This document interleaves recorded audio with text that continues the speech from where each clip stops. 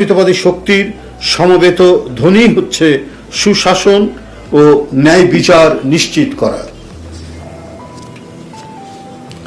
বর্তমান সময়ে নানাবিধ সামাজিক অপরাধের বিভিন্ন মাত্রার প্রকাশ দেখা যাচ্ছে। প্রশাসনিক স্থবিরতার কারণেই মব কালচারের প্রকোপ বৃদ্ধি পাচ্ছে। অবৈধ কালো টাকা এবং গোপন অপতৎপরতার প্রভাবে মব কালচারের নামে সমাজে বিশৃঙ্খলার চেষ্টা চলছে।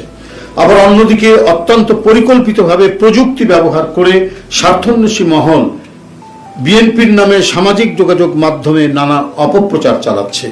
এই পরিকল্পিত অপপ্রচার, অপতৎপরতা কৃত্রিমভাবে তৈরি সামাজিক অশান্তি ও গণতন্ত্রের পথ চলাকে বাধাগ্রস্ত করা এবং নির্বাচন পেছানোর সুদূর প্রসারী পরিকল্পনা বলে জনগণ মনে করে।